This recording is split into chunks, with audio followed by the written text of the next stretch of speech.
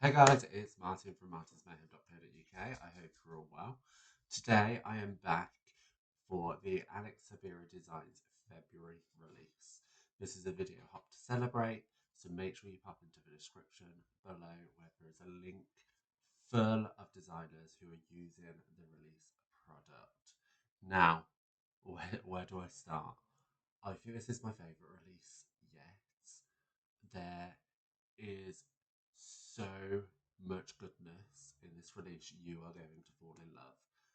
And what I'll do is I'll link to the full release below so that you can look at the whole thing and just see what you like, because there is something for everyone. And when I say I am only focusing on one element of this, I am focusing on one element. There is so much more, and I've got other cards that are available on my blog or coming up that feature more heavily into mixing all the products together so that they work really well together, but also as individual products. So this is the Wrapped in Love stamp set, and there is a coordinating die which I will be using. I have stamped the images 4 times because I like to have spares. I don't think I'm going to use all 4, but I like to have spares. I'm colouring it in, or I've stamped it in Memento ink because that's a nice black ink that works with alcohol markers. I would love a darker black ink, so by all means, please put in the comments a dark black ink that works well with alcohol markers. If you can find me one, I will love you forever. But anyway, this will do for now. I'm colouring them in with my Olo markers. I am using. Oh, oh dear. I forgot which colours I'm using. Hold on, let me grab my chart. I am using R5.1 and R5.3 for the lighter shades. And then I am using R5.5 and R5.7 for the darker shade of pink. Now I love how this floral spray has like a vintage kind of feel to it. So I really wanted to lead into that with my colour choices. I have already seen some of the cards already created with this, and some people have gone really bold with colour, and that looks equally as pretty. But I really wanted to lean into that vintage romance, and I love it.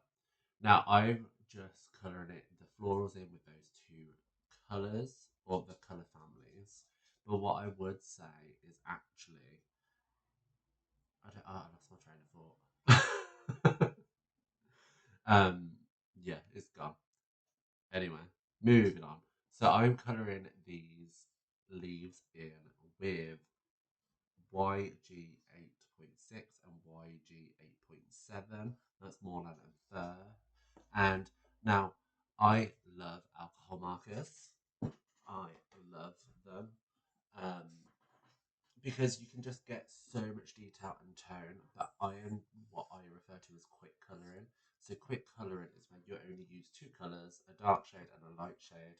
You lay down the dark shade first, and then you go over the top of the light shade. Where you have alcohol markers, what I prefer to do when I have a lot more time is to lay down a light layer first, then go in with my darker tones. And I like to normally have 3 or 4 tones as opposed to just 2, because that really helps bring out depth and dimension. But sometimes we don't have time just to sit there and colour all day, especially as the days are short still. They are a little bit longer, but they are still quite short. So with that in mind, I just quickly coloured it as such, and you can see me just colouring this full spray in. I do also bring in a yellow. Now the yellow is YO 0.6, and that's just for those little buds, which are almost a bit like cotton, like buds, as cotton grows, but it's not. Oh, that's what I was going to say. The back of the packaging has kind of a reference point on how you should colour these. Now these are completely optional. You don't have to do it that way. I kind of went rogue and coloured some bits in green that on the reference image were pinks. So go crazy. Now once this is coloured, I am going to colour the remaining ones off screen just so that you're not bored listening to my voice talking about colouring all day, because you're here to see the final card and how you can create wonderful projects with this stamp set and die bundle. I'm assuming it's a bundle. I'm sure it's a bundle. So there you have all of the three. I only went with three in the end because, as I said, four was a bit overkill. But I'm going to use the fourth one just as like a colour reference. Now I've kept this bit in because I was really unsure of what colour card base to use. I wanted to lean into that vintage kind of vibe, and I thought like a rich purple would be really nice, but then it was too close to that dark pink. So then I brought in a lighter mauve colour, but then it was too close to that soft pink. And something with me just said that brown would really work well.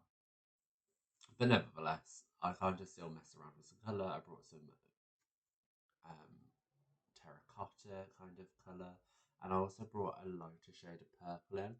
And I was all good to go with the lighter shade of purple. I cut down a card base and everything, and then at the last minute I changed to the brown. Something was just singing to me about the brown. I was thinking like old William Morris kind of not wrapping paper, wallpaper kind of vibe, and it just sang. So I was like, tough, I'm going with brown. So I'm just colouring in the edges of the image in with a brown marker, and that's just so I don't have any white bits.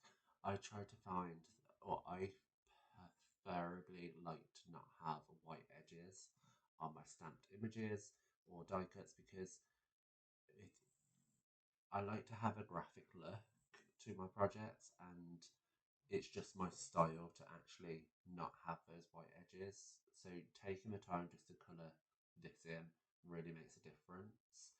Now, this is at times two speed. It took 2 hours to colour all of the images, die cut them, and then cut out the elements, which is excessive. I know we don't all have time to spend that long making these cards, but it's a real statement piece, I like to think. So any recipient of this card is going to fall in love. So I've got some brown cardstock that's cut to a standard UK C6, which is 10.5 by 18 point, no, 10.5 by 14.8. And then I've done a matte layer in the exact same colour. Again, this is kind of my style and my preference, and it just gives me a nice margin.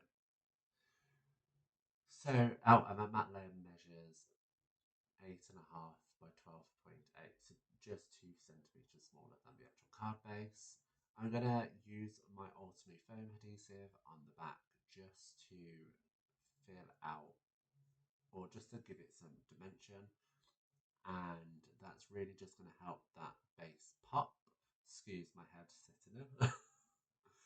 And then I'm angling the die cut stamped images in kind of free, and the reason for that is just to kind of fill the space nicely. What I would say is I've alternated the colouring of the flowers so that actually we have some bigger, softer pink sprays and some smaller ones, and there's a good mix. So I did just make sure that they were differing, and the odd one out, which is this one in my hand currently, was in the middle.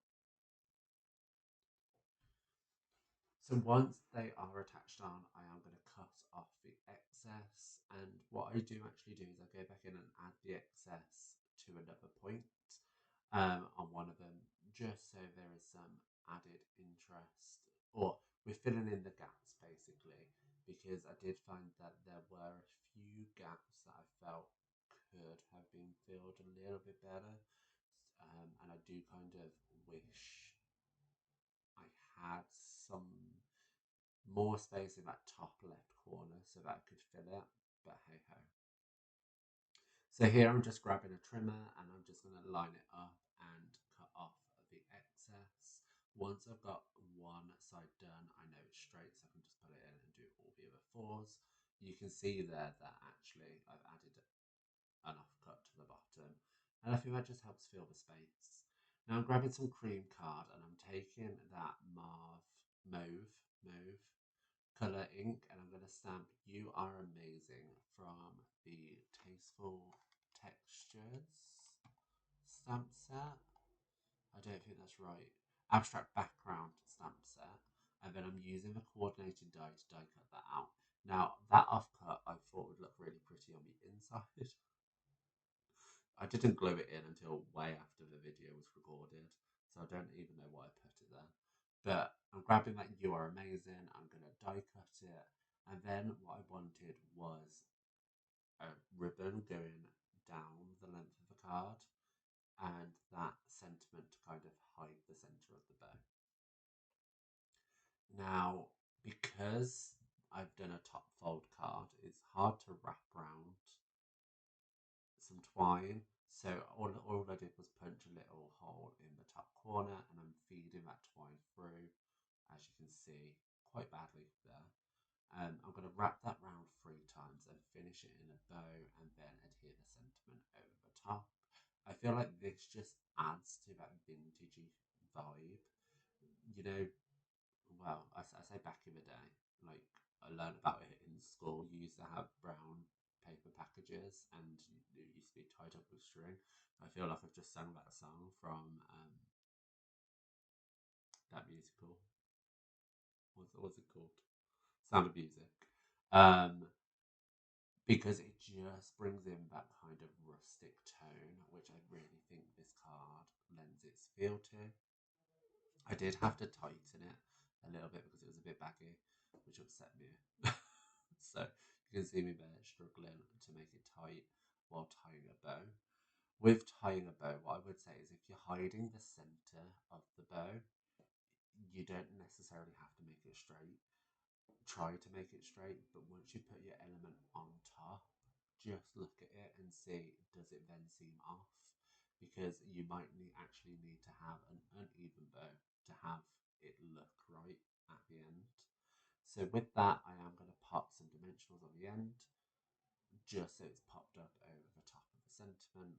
And then I'm going to go in and finish with a gold ink splatter and some gold stellar sequins from Alternate. Now, all the products that I've used in today's card are going to be listed in the description bar below. So please make sure that you go check them out if you want to go shopping.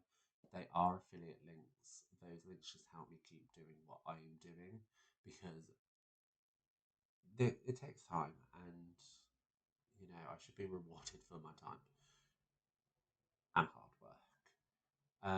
While you're also down there, please like this video and also subscribe if you want to see more. I'm working really hard on making more video content every single month, which I used to do a lot but kind of pulled back from due to my own time.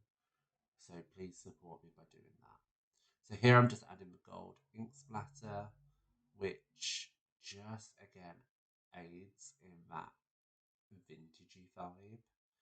And then I'm going to leave that to dry a little bit before adding some sequins. Now, as I said, these are the stellar sequins from Alternate. I chose the teeny tiny ones just to really finish off the card and add a little sparkle. Now, don't forget, this is a video hop, so please head to the description and follow around that video hop to get so much more inspiration. Bye.